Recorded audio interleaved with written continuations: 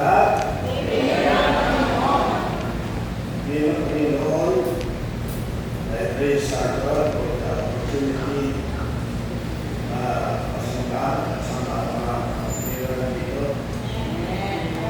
And I have been my wife, Susan Soul, and my son, Richard Astin, and he's going to preach mamaya. At sa akin naman nakasino sa akin school. Ito na anong oras na ito? Sino yung chance? Wala anong oras? Well, tayo kung dati tumuyo, kindly open your Bibles sa Matthew. Sama-sama natin basahin sa chapter 16. And verse 13 up to verse 18. Ang mata natin pinaka-key verse ay verse 18. And we're going to do a little ecclesiology yung para opinion in church, doctrine of the church, ecclesiology. Basahin natin sa Wisdom from verse 13 at verse 18 na basa.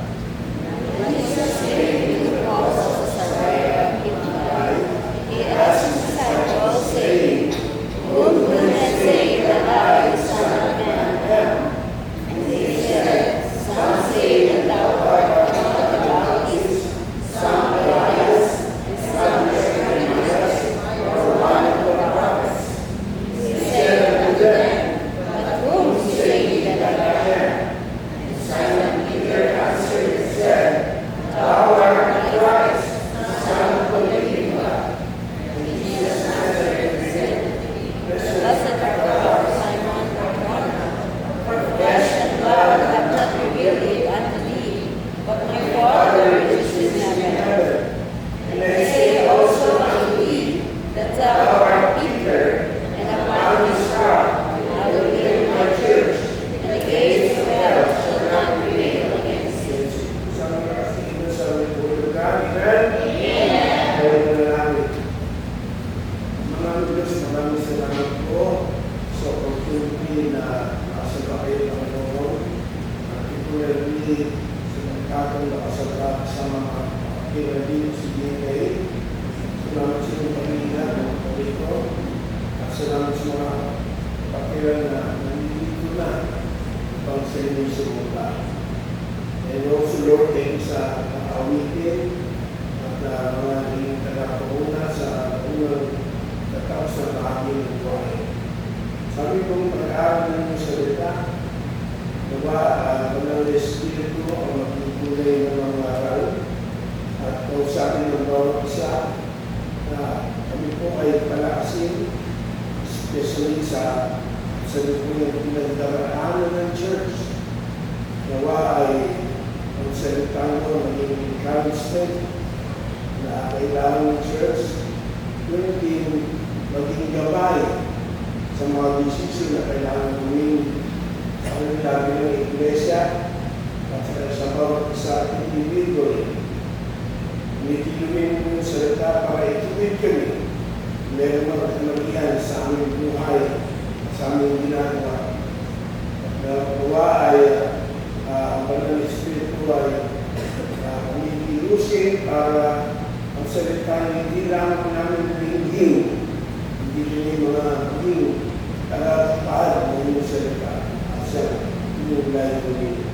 Tawarin mo po kami sa aming mga kasalanan at pulisin sa lahat namin kapungihan at gawin karapat-dapat ng sa iyong harapan. Kailangan namin ang araw ito, ang mga ito, ay maging life-changing encounter namin sa iyong Panginoon. Hindi ito ang mga salita mo. Pagkinan mong gawain para ito ay conform sa iyong anak na si Kristo at alisin ang mga hindi dapat sa aming buhay.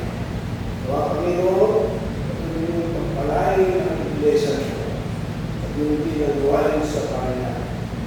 bless and pray all these things sa ngalan ni Kristo Jesus, naming Panginoon at ang pagligtas. Amen. Thank you very much. Maraming po. Ang parasin namin mga unang pastor na nag-preach dito. Maraming kaluluwa sa unahan. Nung naging interim pastor kami dito, noong year 2001, for 7 months. Unang-unang ginawa ko, ay sinurado na yung dilig, bawal umupo sa dilig, bawal yung mga alipin sa dilig. Pangalawa ko yung masiya sa likuran, bawal umupo sa likod, ano yan nasa una. Ay natin, I did that for 7 months. Some opportunity this church gave me. Actually, bago mag-eleksyon ko, sabi ko, Pastor Edgar, siya yung naging interview. Huwag mo na akong isa. Huwag mo akong isa. And then, Sunday yun, we asked, he told me na sinama niya ako. At akong nanalo. Sunod ko na ako. At since interim naman, hindi ako sa church, dahil tinanong ko yung amo. Tutulungan ko yung church. Actually, that is not the first time. Sa Santa Rosa, yung wala siya ng pastor, nag-umpit din kami. At yung Jack mo yung nila, ay sabi, kung gusto namin maging pastor, sabi ko hindi mo pwede sa Pasay mo Krista. Buhay ko, sabi ko, hindi ko ay nalo sa Pasay mo Krista. Pero kung kailangan yung tulong ko, handa akong tumulong. Kung hindi na tuloy yun, nagkaroon ng mga issue. Pero they wanted me to pastor the church, but I declined. I declined kami sa Panginoon. So 7 months ngayon, sabi ni Sister Leslie, kaya ako nagkagawa, in-endorse ko yung pastor nila. Salamat. Then after 7 months, sila, Brother Paulo, dito pa si Brother Dulce, mga adults, hinihiling na ako maging pastor dito. Sa kundi, pero siya ako, 7 months na ako, yung interim pastor, sapagkat yung year 2000, nung ako'y magpurahan, ang church na sa Panginoon, hindi ako pinabayaan. At nangyari parang i-betray ko sila dahil ang mga pastor sa malaking simbahan at tuloy nito is prestige. Hindi. No prestige na maging pastor sa inyong iglesia. Malaking karangalan. Pero naisip ko, sino ba ako ang unang naging pastor dito? Yung pastor ko ba? Pastor ko. At ako'y naliliit ay ako'y matangkad. Para palitan si pastor mo ba? Walang katulad na kayong ginawa. Kaya na kayo ba? Those are the reasons why I decline. Hindi dahil dinamagin ko kumain dito. Again, emphasis na isang prestige yung maging pastor dito. At lalo na yun, malaki suporta ng pastor. Then, tayo na ako'y nag-interim si Pastor Toto, siya ang naging matulong dito. Kasi hindi ako muli sa Paranaque. Ganito naman, kung dito ko ng umaga, sa lubig ko sa Paranaque. Kung uwi na sa umaga sa Paranaque, sa gabi ang dito. At yung prayer meeting namin, hindi pa ko ng Thursday. Wednesday dito, Thursday. At talagang lalaki for 7 months. At naging maayos naman. At naging mabuti naman ng church sa akin. Okay, kung nanalo sa edisyon, I remember yung unang salita ko. Hindi niyo ako binoto na para pasubuin mo sa inyong gusto. Di man right, di mo kong binoto para pasubuin mo inyong gusto. Sabi ko naman sa mga hindi binoto sa akin, hindi na ako binoto Gusto pa ako pasubuin. Kapalang naman. Naintindihan niyo ba ako? Pag-ibig na siya pa kami sa lutan. So, nakita ko yung pangangailangan talaga ng church na nakalulungkot na muli walang yung pastor. Hindi madali. Pero unang-una sinasabi ko, huwag yung madaliin. Ako yung naging saksi ng mga pagpapalit. Simula ng una hanggang sa itong muli.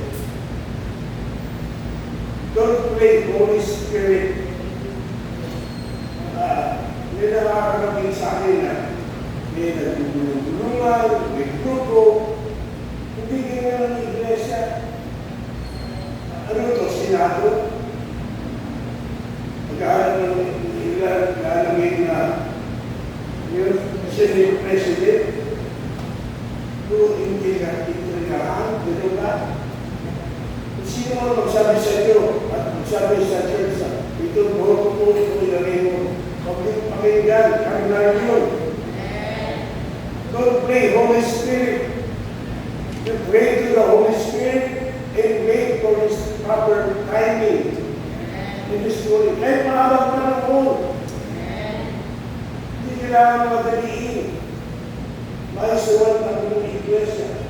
Kung merong ayaw, umulis. Sapagat hindi tayo ang masusunod. Ang Diyos ang masusunod sa kanyang iglesia. That's a lesson. The title ng lesson natin is the Church of the Living Christ. Ang iglesia ng Panginoong Yesu Cristo na buhay pa, na tunay na buhay hanggang ngayon. Hello? Kung tayo umino sa parang wala na si Jesus, hindi na siya ang nangunguna, hindi na siya ang kagawa. Buhay na buhay ang Panginoon. At alam niya ang nangyayari sa iglesia nito. At alam niya ang tamang gawin para sa kanyang iglesia. Ang iglesia is the greatest institution on earth. Why? Because it is the only institution personally established by the Lord Jesus Christ. Ang mga gobyerno are founded by men. Ang mga business are created by men. Organizations are organized by men.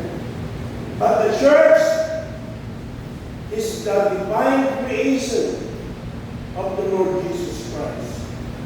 Ang Panginoong Yesu Cristo ang nagtatag ng kanyang iglesia. Na ang Panginoong Yesu Cristo ay tumayo sa Caesarea Philippi, surrounded by pagan temples and false religions. Doon niya diniklara the greatest promises sa Biblia. I will build my church. I will build my church. And have you noticed? Every word is rich with sovereign grace. Hindi na sinabi, you will build the church. Hindi na sinabi, the apostles will build the church. Ganun hindi na sinabi, the denominations will build the church. Ang sabi niya kalinaw, I will build the church. Limang words, and those 5 words reveal everything about the church. Ano yun? They reveal the ownership. Sino may-ari? They reveal the operation. Paano gagalaw ang inyong iglesia? iglesia. And they revealed the objective. Anong layunin? Bakit tinatag niya ang iglesia? In other words, the church belongs entirely to Christ. Hello? The church belongs entirely to Christ. Nung tinanong ni Kristo kung sila sabi ng mga tao tungkol sa akin, sabi nila, ito si John the Baptist, at sabi nila, ito si Elias, Jeremiah, at ibang mga propeta. Nung tinanong niya yung mga alagad, ayun, anong paniniwala niyo sa akin? Si Peter ay sumagot, ikaw ang Kristo, ang anak ng Diyos na buhay. At mula sa statement na yun, itinatag ni Kristo ang kanyang iglesia. Ano tanda? Unang tanda ng iglesia ng Panginoon. At si Kristo ay Diyos at siya ang founder ng kanyang church. Hello? In Jesus Christ ay God. Ikaw ay anak ng Diyos. Walang ibang may-ari ng iglesia given kay Kristo. Kaya na immediately after the confession ni Peter, sabi ng Panginoon, hindi galing signal, it's a divine revelation. He announces his eternal purpose. I will build my church. And this is the first mention of the church sa Bible. Although hindi ito nagsimula ang iglesia. Pero Christ himself introduced his own assembly. Kaya sa ating Sunday school, ito ang ating tema. Christ Church, His possession, His project, and His purpose. Yung putos tayo. Susunod pa kayo. Christ Church, His possession, His project, and His purpose. Unahin natin yung Christ possession. Sabi niya, linaw, my church, aking iglesia. Ang big word ko rito ay ecclesia. Na sa New Testament ay translate na church. Galing yan sa ek or out of and kaleo. To call. Kaya to call out of. And written back, ang definition of church, and dyan, okay, is a local, visible congregation of regenerated and spiritually baptized believers, effectively called by God, redeemed by Christ, indwelt by the Holy Spirit, covenanted together under Christ's headship to worship God, proclaim the gospel, observe the ordinances, exercise discipline, and edify one another according to the Holy Scripture. Sana okay no? Kaya hindi ako nyo. Para maintindihan nyo, ano ba ang iglesia? Hindi puro tingnan natin kung sinasabi ng tao. Ano ba ang iglesia? Ito ay isang lokal. Kaya dito, lokal. Visible. Ha? Pero may mga invisible member. The visible church. Yung mga naligtas at inautisman ng ayon sa Biblia. Tinawag ng Panginoon, inubos ni Kristo, inatahanan ng banal na Espiritu, at nagkakaisa sa pamumuno ni Yesu Kristo para sa mga Diyos, pagpuklaim ng gospel, obserbahan ng mga ordinansa, pag-exercise ng discipline, at palakasin ang isa't isa sa pamagitan ng salita ng Diyos. Yan ang iglesia. Hello! Huwag tayo maging marunong lang. Dapat maintindihan natin kung ano ang iglesia. Okay? So, the ownership of the church, now listen again, belongs entirely to Jesus Christ. Ang pagbuhay-ari ng iglesia ay nasa Panginoong Jesucristo lamang. Take notice under this, letter A. It is a purchased possession. The church is a purchased possession. Ang iglesia ay pagbuhay-ari ni Kristo sapagkat ito'y kanyang bibili ng halaga. Siya ang bumili at bumubos dito.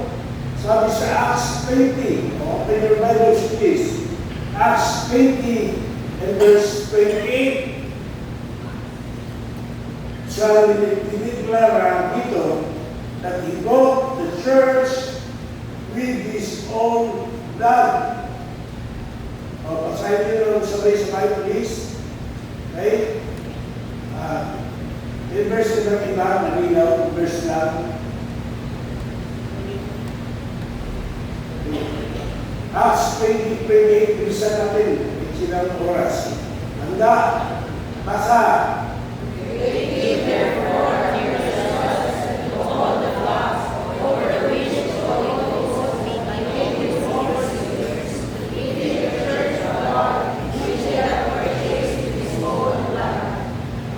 So yung church ay binili niya ng sarili niyang dugo. Kaya hindi tama sabihin ng pastor, iglesia ko, diakono ko. Bakit? Ito ba ang tubos yan? Ito ba ang bumili dyan? Kung meron mong may karapatan na sabihin, iglesia niya, kung totoong iglesia ng Panginoon, ay ang Panginoong Jesus tama. Tayo mga bahagi ng iglesia, tayo ng pastor, bahagi ng iglesia. No? Kaya ang pastor ang didisiplina din. Sapagkat hindi tayo Panginoon ng iglesia. Pero yung mga rules, mga tungkulan na ibinigay ng Panginoon sa kanyang iglesia na dapat sunodin ng iglesia para makatiyak na magiging maayos ang takbo ng kanyang buhay. Kaya ating isisingit na. Pero nakita natin, the cross was purchased price. Naging nabayaran ni Kristo.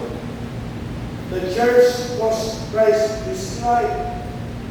Binigay ni Kristo na kanyang dugo, na kanyang buhay ang iglesia. Kaya ang iglesia hindi dapat binabalo wala. Hello? Paano kumukot? Na iba, ginagawa parang lago ang iglesia. Nag-church, may division. Nag-church, may bulungan. Nag-church, may gusto na ito, gusto na ito. Hindi ikaw ang masusunod sa iglesia. Amen. Hindi lang ang iglesia alone. Ang iglesia pinayaran na kanyang dugo ng halaga. Kaya nakalulungkot. Kaya si Diyos namin sinasabi ko, pag pinag-usapan ng iglesia at binabago natin isang tao, nakalulungkot. Hindi na lang dahil atin kung kailan niya lang gusto. At hindi. Kaya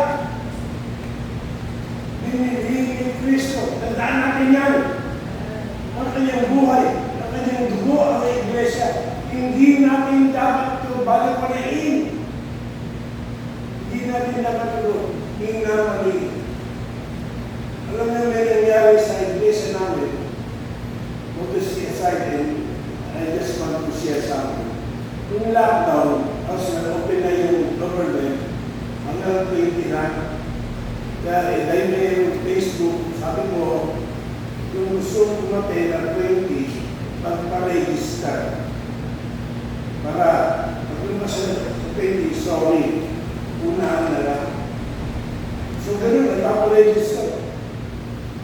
Tingnan ko, sino, at isusulat ko sa messenger, ito yung mga approved na umattend sa church. Sabi ko mga kaibigan ko yun. Kaya, dahil pas na yung lockdown, ang mga member, makinig yun, hindi ko sinasabi yung kayahin nyo. Pero ito ang aking ginawa. Magpaparegister kayo kung kayo yung mag-church. At kung hindi kayo mag-church, sasabihin ko kung ano ang dahilan para hindi kayo mag-church. Kung maganda dahilan nyo, ipag-pray pa namin kayo. I-under yun. Nagpaparegister sila. Sabi ko, hanggang alas 6 ng Sabado, kasi matutulog na ako, mag-aaral ako, nagpaparegister. At dahil sa lockdown mula, may nanonood, kung nag-iisip sa mga pastor, kunyari nanonood, pero picture lang pala yun. Kunyari nanonood, hindi pala totoo, naglalaro o ano yung ginagawa. Kaya sabi ko sa mga member, para hindi kayo manloko sa akin at sa Panginoon.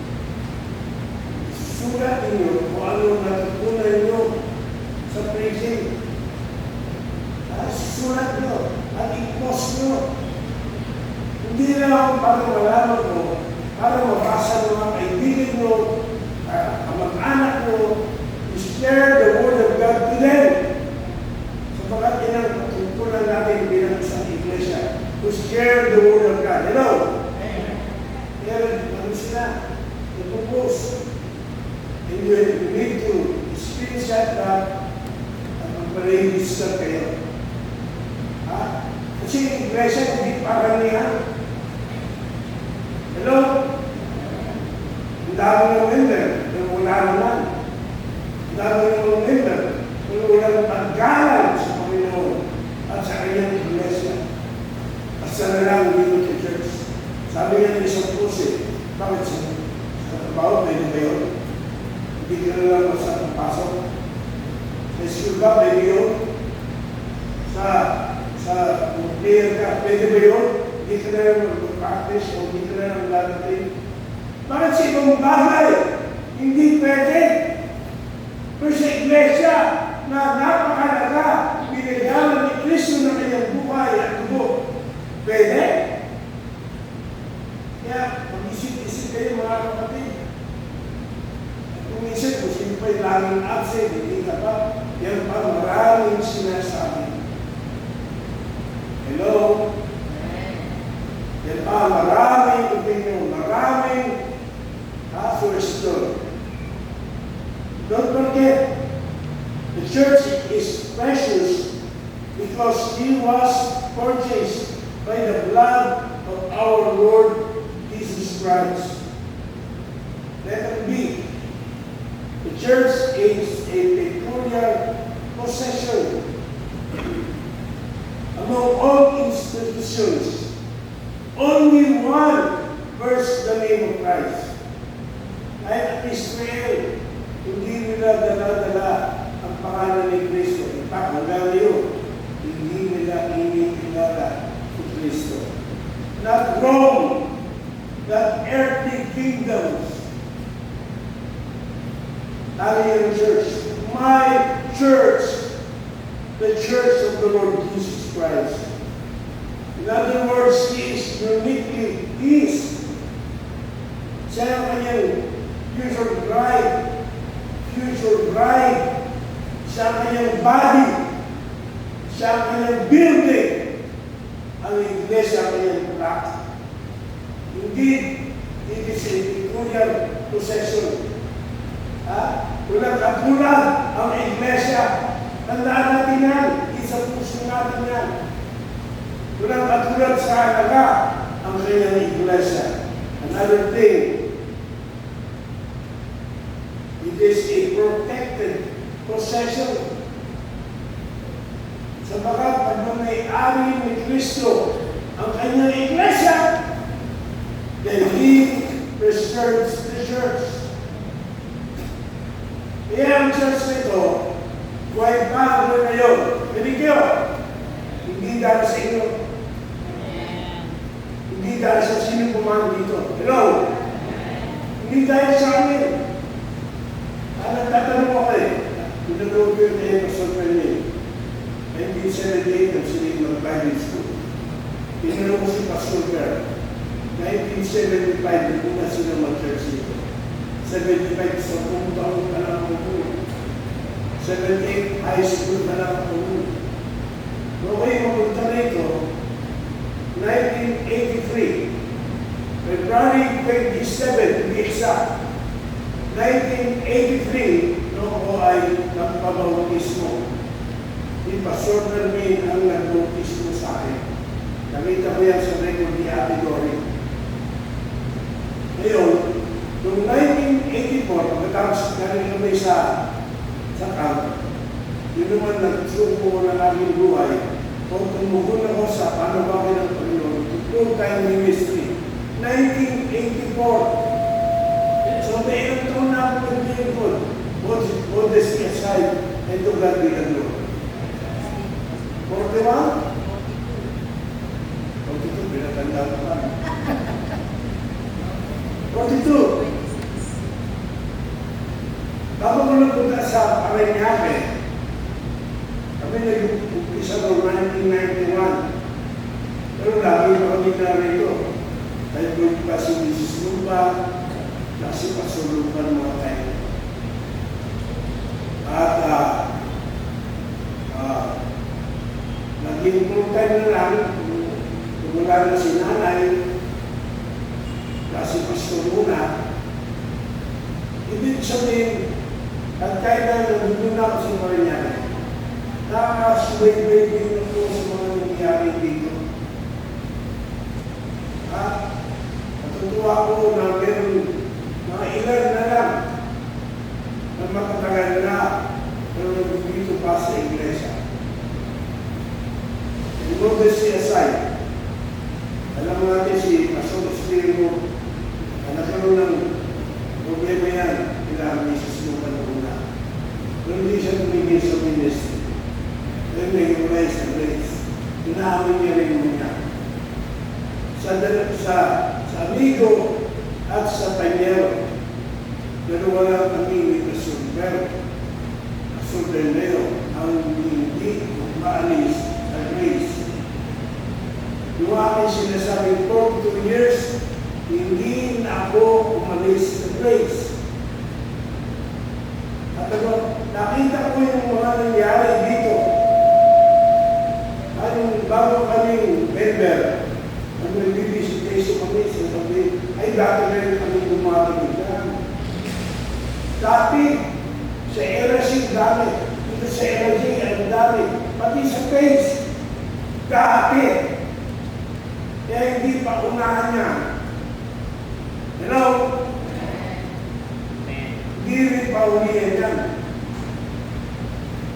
It's not how you start only. Alaga yun. But how you finish. Paano ka magtatapos? In other words, mga kapatid, salamat sa mga bago sa iglesia. Salamat sa mga transfer sa iglesia. Bagamat malimit ang nagiging problema sa church, galing sa mga transfer. Sabi gano'n din. But listen, hindi mo lahat yung mga kapatid. Bago kayo dumating sa iglesia, in 42 years na bago ako dumating dito, may church na. May mga tao na. Hindi ko akin. Ako dahilan. Kaya nagpapatuloy yung iglesia. Walang sinuman sa atin na pwedeng magyabang at tayong dahilan. Kaya ang iglesia ay nagpapatuloy. Ang totoong dahilan, kaya nagpapatuloy ang iglesia dahil sa Panginoon. Dahil tapat ang Panginoon sa kanyang sinabi. I will build my church. Alisin natin yung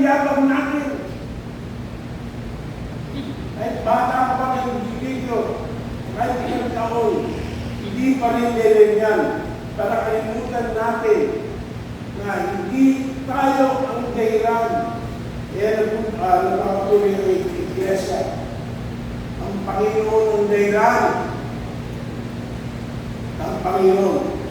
So, kaya no enemy can steal what Christ owns.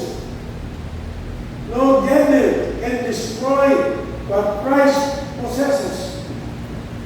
No generation can eliminate His church. The good shepherd never loses his sheep. Sabi sa John 6:37-39. Pakita na, Brother Matthew. Okay. Kami basa, handa, basa.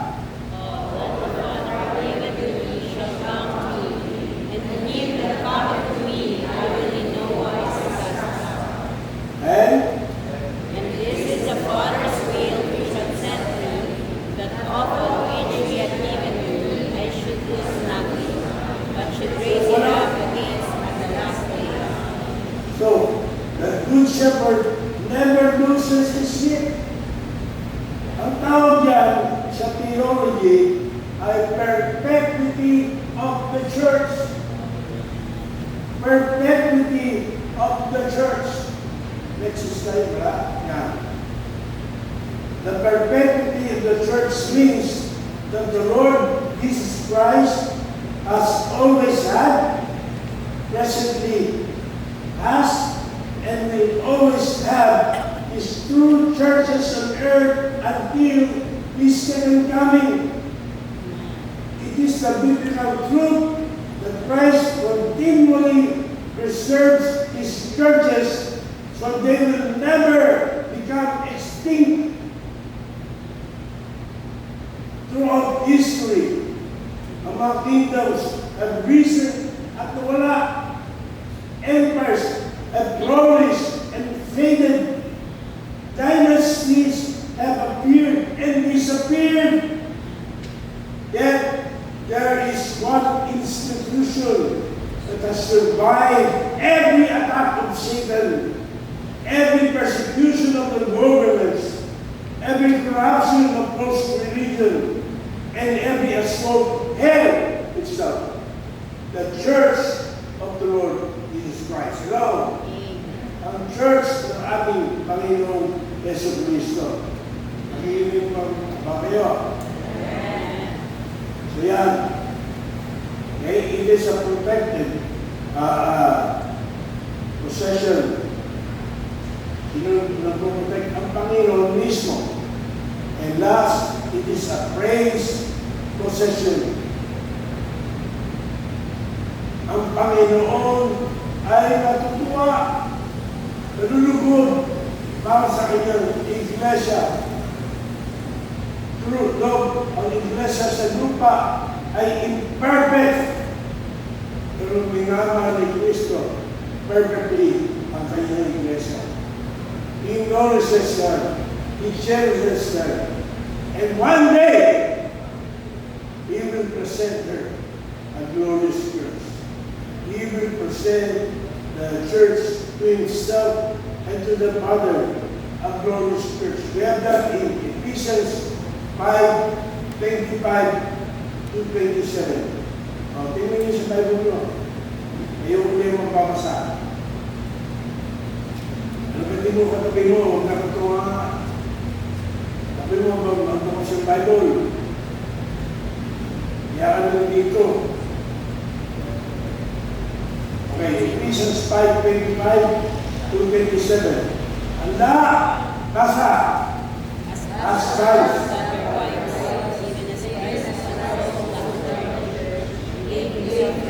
Verse 5. God?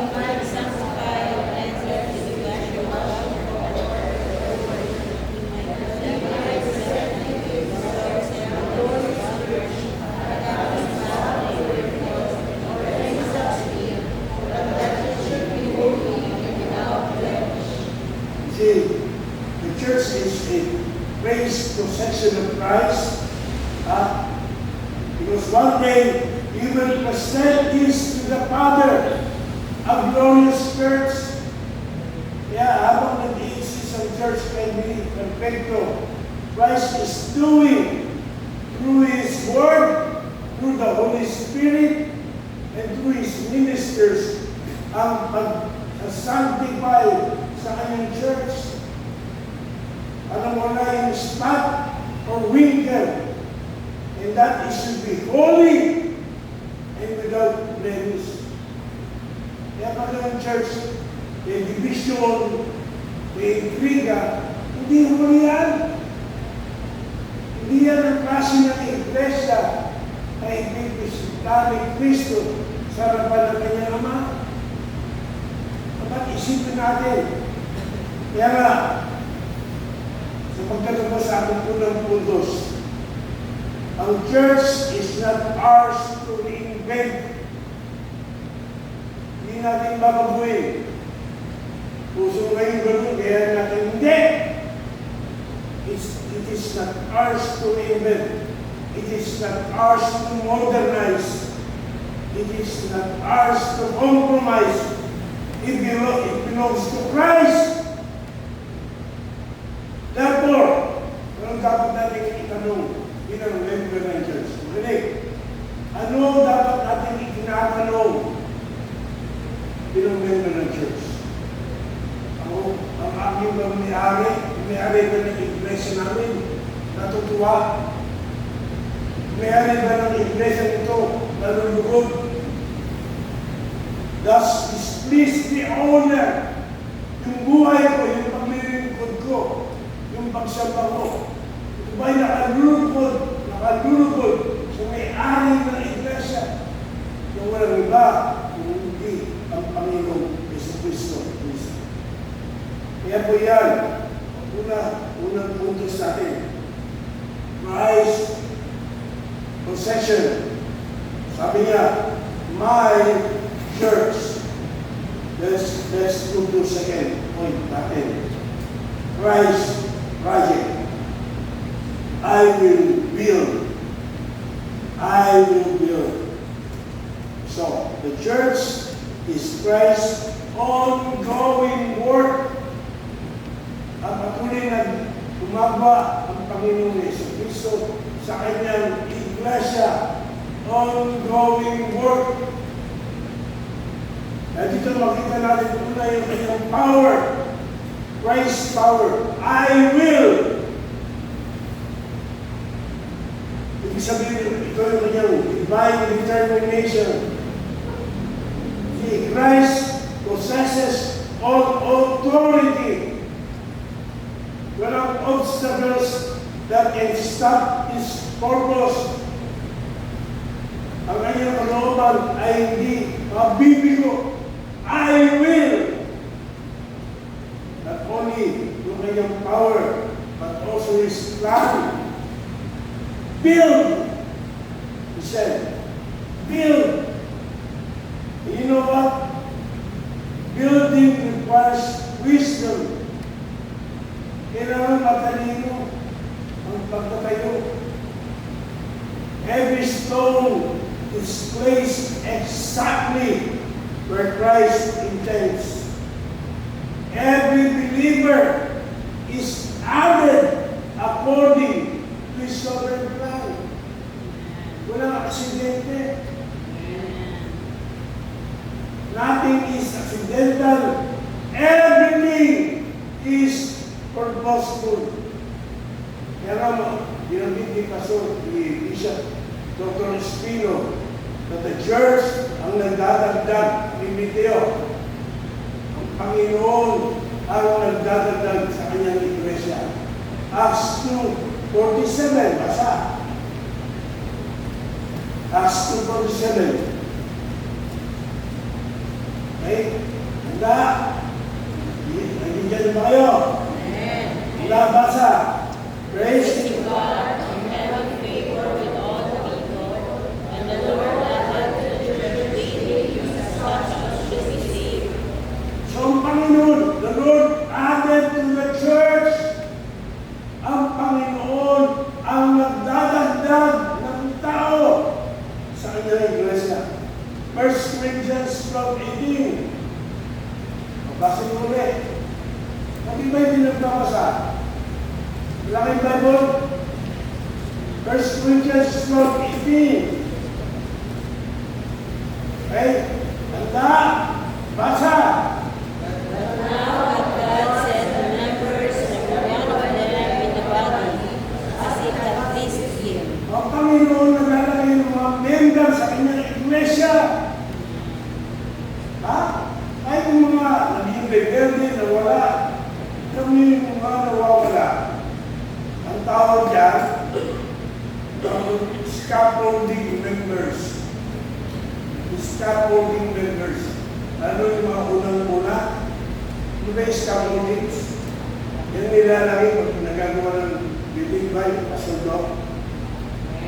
Ha? Pero pag hindi na kailangan, bakit naman may scaffolding pa? Tatanggalin mismo ng Diyos yan. Yes, Lord, right. Ang Diyos mismo nakaalis. Sinabi ng Panginoon yan. Doon sa John 15 verse number 2. Sabi niya, every branch in me that beareth not fruit, He taketh away. Inaalis ng Panginoon. Pag tukoy magulang na umalis si Lord, sa totoo lang, hindi siya umalis. Inalis siya ng Panginoon. Pagbigyan mo ng totoo, inaalis ng Panginoon. Hindi nakakatulong sa kanyang iglesia. Hindi nakasasama pa. May kusa pa? Ha? Sabi sa Hebrews 3:12, ito naman sabi sa atin ng Panginoon. Hindi porket member na, kamukha ka na to. Take heed, sabi niya, mag-ingat kayo. Brethren, mag-ingat! Grace Baptist Church, mag-ingat! Why? Lest there be any of you an evil heart and unbelief in departing from the living God. Kaya mag-ingat ka sa pinakigilihan mo. Baka, matapos na dinigdiwan, umalik na sa Panginoon ang iglesia nito.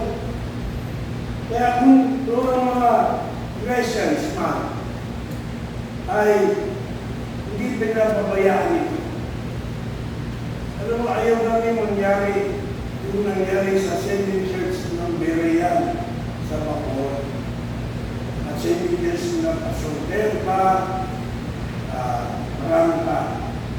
Bakit kung nangyari sa Ascending Church, Mother Church nila, namatay na. Wala na. Nag-inig sa pastor, batang-bata, wala kasanihan, inilakot sa isang pastor, ginawa ng nilagkitang pastor ng ibang iglesia, inagaw yung church. Tapos, sino na yung simbahan, ano na yun? Nasa yung simbahan, yung mga member, sa church niya pinapagalo. Nung wala na yung mother church, hindi namin gusto gano'n ang mangyari sa aming mother church. Sa aming city church. Hello? Yung maestro ako, hindi nga ito pinag sa akin. Paano ko namatay ako?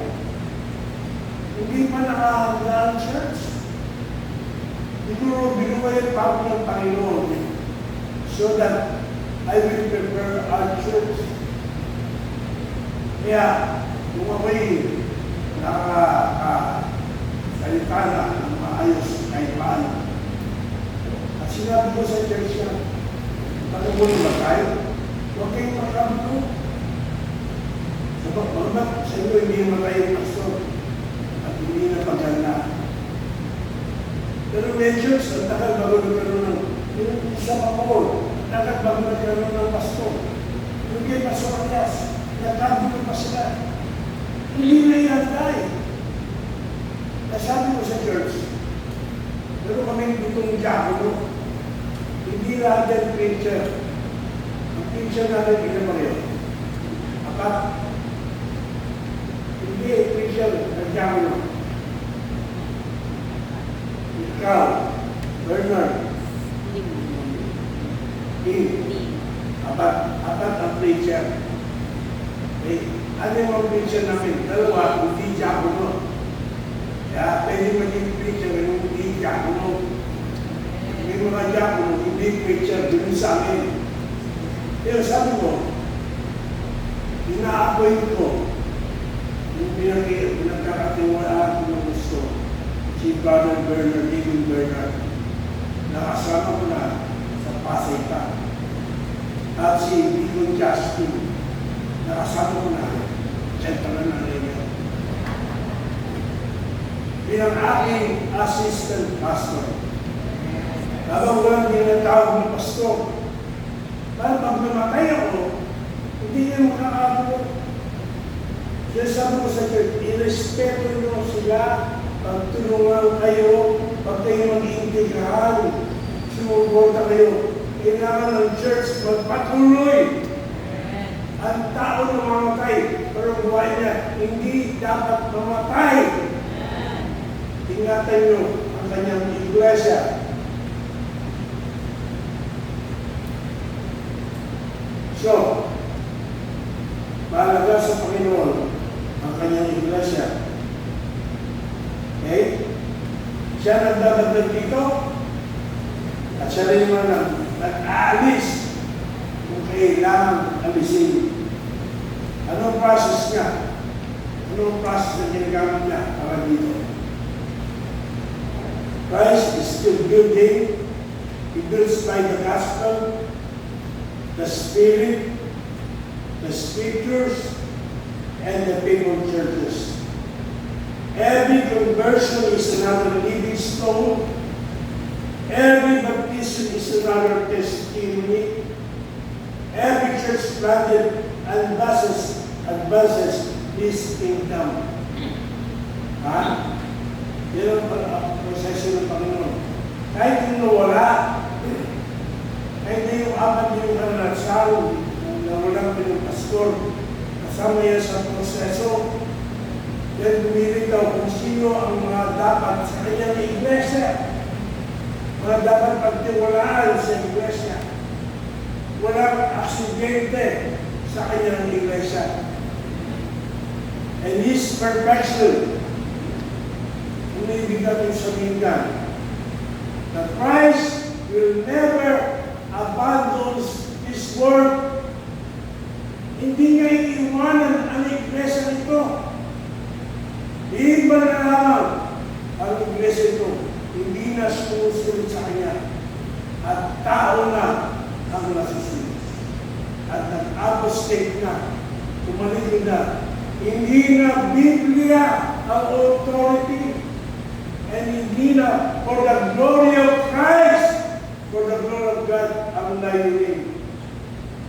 Pero kahit na tayo hindi perfecto, He is still sanctifying His church, purifying His people, and don't forget, He is still preparing His bride. Kaya, anong ating application para sa puntos na ito? Una, nakikinig pa ba kayo? Amen. We do not build the church through entertainment. We do not build the church through compromise. We do not build the church through worldly methods. Christ built His church through His ordained means. Ang ating responsibility ay to be faithful sa Kanyang salita, sa Kanyang itinakdang paraan paano papatakuhin ang Kanyang iglesia. At kung sino man hindi sumasang-ayon, sumusunod dito, you can go out of the church. Hindi ka kailangan ng iglesia ito. Hindi paramihan ang iglesia. The power of the church is not in number, but in unity, in doing the will of God. Our responsibility is faithfulness. God's responsibility is fruitfulness. Siya ang magpapalago sa iglesia at sa bawat pwede. Hello! Mapanguli na.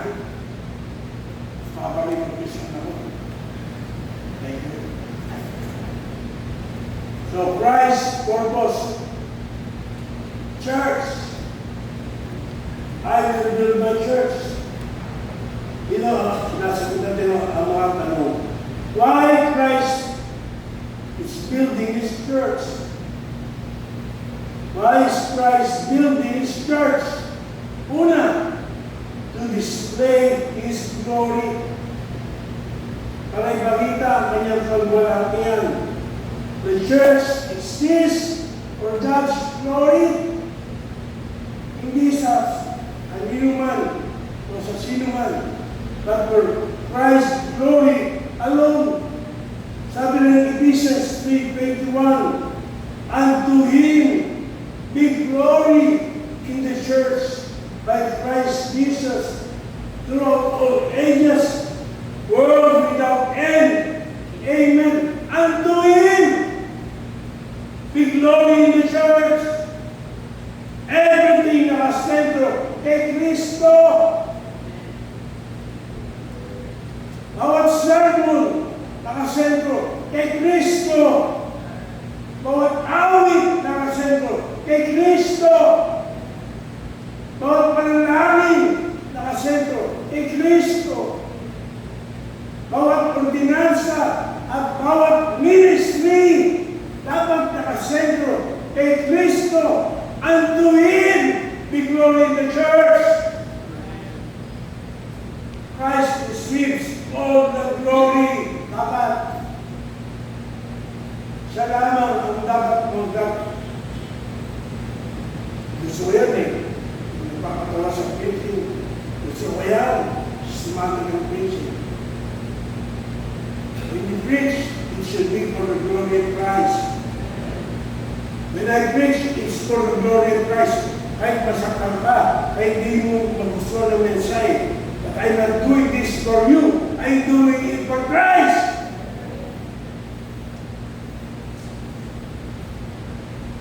Whether therefore you eat or drink, or whatsoever you do all to the glory of God. Tuwin ninyo sa pangalan ng Panginoon. Nung kumakanta sa choir,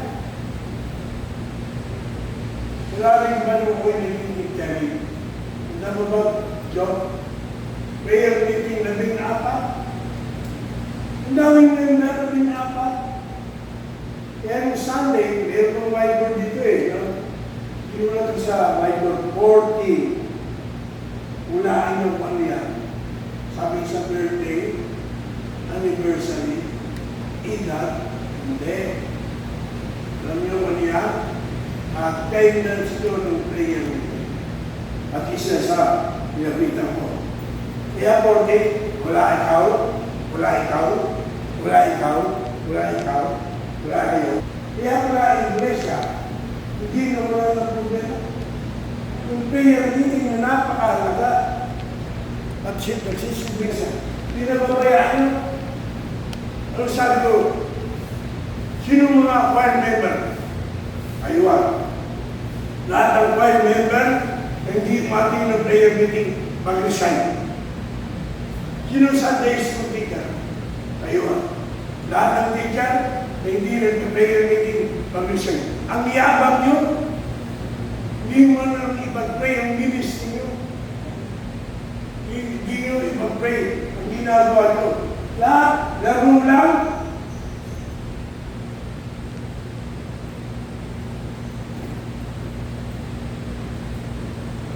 Ang ministry hindi nilalago, hindi biro, isang seryosong bagay. Ano ba ang purpose ni Christ para sa akin? To declare His gospel. Ang church is God's lighthouse. Ang church na nagpapagpray ng salvation by grace alone, through faith alone, in Christ alone, according to the Scripture alone. The church exists to preach Christ crucified. That's in verse Corinthians chapter 2, verse number 2 yan. For I determined, sabi ni Paul, not to know anything among you, save Jesus Christ and Him crucified. For I am not ashamed of the gospel of Christ, For it is the power of God unto salvation to everyone that believeth, to the Jew first, and also to the Greek. First Thessalonians 2:4. But as we were allowed of God to put in trust with the gospel, even so we speak, not as pleasing men, but God which is trieth our hearts. Yan natin binuproklama ang gospel. Ito ay para sa purihan ng ating Panginoon. Hindi para sa tao. Kaya tayo nag-preach, hindi para sa tao. To please God. Letter C, to disciple His people. Alam natin yung Matthew 28:19. Go ye therefore and teach all nations. Yung masabi ng Panginoon, go ye therefore, and create more members in the church. Gather more members in the church. Hindi. Sabi niya, go ye therefore and make disciples. Dapat ang members, disciples. Bago pa siya maging members, disciple na siya ng Panginoon. Ano ba ang disipulo? It comes from Maketes, yung sinasabi niyang teach. And it means a learner, pupil, apprentice, or follower who attaches himself to a teacher in order to learn from him and follow him. So in the New Testament, it means far more than a student in the classroom. Pag sinabing disciple, siya ay nananampalataya kay Kristo, he believes in Christ, follows Christ, obeys Christ, and continues in Christ's teaching. Nagpapatuloy sa kanyang turo. Yan ang disipulo. Marami naging member lang pero hindi disipulo. Ang gusto ng Panginoon, maging disipulo tayo. Christ built mature believers, He gathers, He teaches, He sanctifies, He equips, and He sends. Ang church is God's school for the saints. Eskwelahan ng Diyos para sa kanyang mga alagad. May kusa ko ba? Huwag na ako. So na 1 Timothy 3:15. Sabi niya, but if I tarry long, thou mayest know how thou oughtest to behave thyself in the house of God. I will repeat that. How thou oughtest to behave thyself in the house of God, which is the church of the living God, the pillar and ground of the Lord.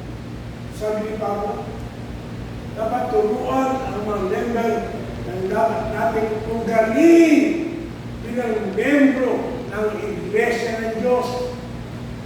Ugali! Alam niyo, napansin ko sa ibang young people namin, parang bastos.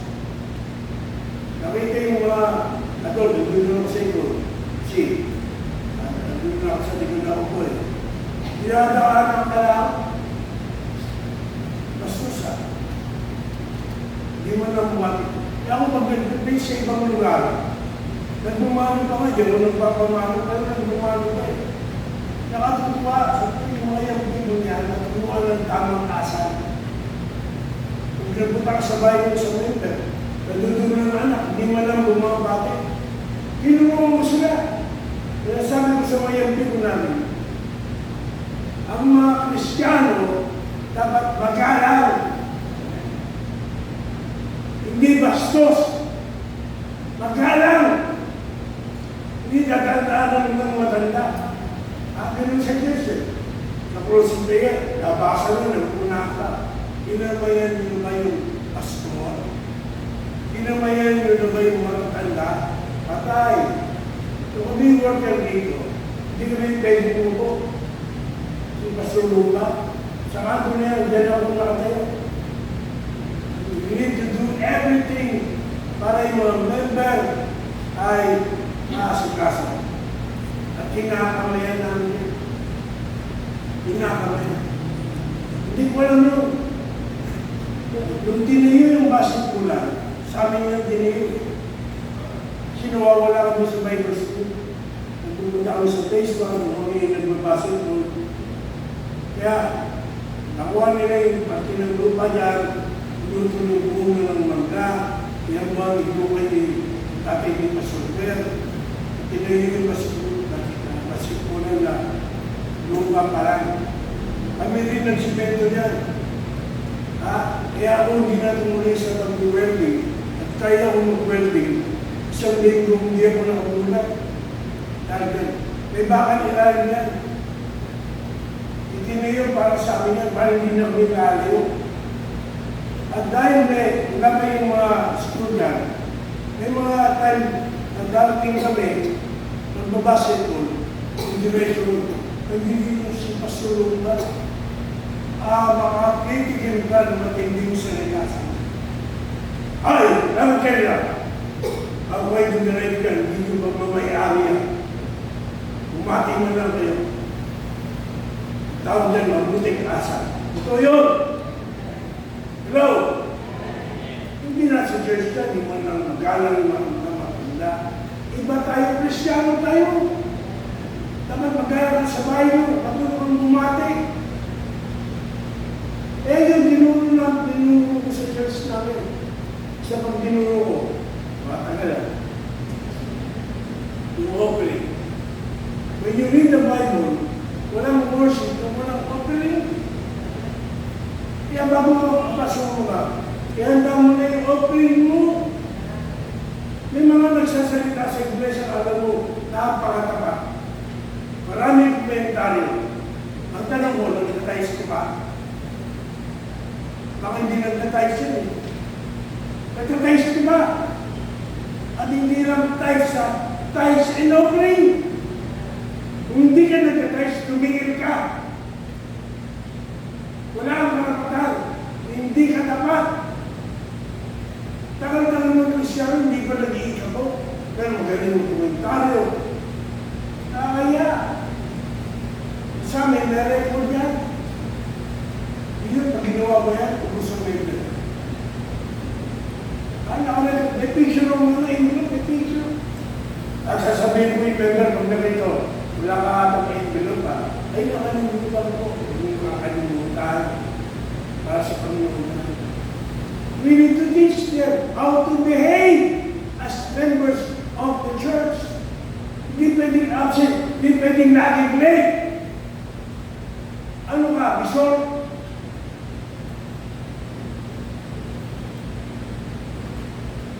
Kung ngayon, ay gagawin ng i-test kayo sa sinasabi ng Bible. Tanong, makikira ka ba? O marami pang maalis sa iglesia. Okay lang! Kapag yan ang tuning ng Panginoon, parang gano'ng naging ako. Panguli, to demonstrate His victory. The gates of hell shall not prevail. Ito sinasabi ko sa inyo, the church stands as living evidence that Christ conquered sin, conquered death, conquered hell, and He even conquered Satan. Every saved sinner is another trophy of solid base. Every faithful church member is another monument for Christ's victory. Sa ating conclusion, pansin natin ang three glorious truths sa ating mensahe noon. Christ's possession, my church, ibig sabihin, He owns it. Christ's project, I will build, ibig sabihin siya ang nagtatayo ng kanyang iglesia at patuloy na gumagawa sa kanyang iglesia. And Christ's purpose, the church, He glorifies Himself through the church. The church exists because Christ designed it. The church survives because Christ defends it. The church succeeds because Christ directs it. And the church triumphs because Christ reigns. Kaya kung na natin iba, nakalat sa huling ang Diyos huling strike. And it's more yung organizational structure ng church. Si Kristo ang head ng church. At siya ay mayroong absolute authority. Siya ang Savior, siya ang Lord, siya ang founder, at siya ang head ng church. Pero meron siyang delegated authorities. Ito yung mga roles. Kumbaga, sa military, yung mga asawa, mas mataas yung rango ng babae sa lalaki. Nagsasabihin yan because of their ranks, because of their roles. Sa Bible, yung pastor, kung meron assistant pastor, pangalawa sa roles yan. At pangatlo, yung mga diakno. Hindi, wala kami lugar ng mga diakno. May authority yan. Pero hindi kayo nilagay na diakno para maging sakit ng ulo ng pastor. Under kayo ng pastor. At lahat ng ministry sa church, under ng mga delegated authority niya. Ang mga kalalakihan, ang mga kababaihan, ang mga young people, ang mga Sunday school, at ang music ministry, at lahat pa ng ministry, under ng mga nasa itaas. At yan ang organization ng church structure na nilakad ng Diyos sa kanyang Bible. Sabi, submit. Kung hindi natin ginawa yan, makakagulo sa iglesia. At hindi yung tama. Dapat nasundin natin ang kanyang tama. Hello? Yan pa ba yun? Dapat natin sundin ang kanyang disenyo para sa kanyang iglesia. Ito po ang salita ng Panginoon.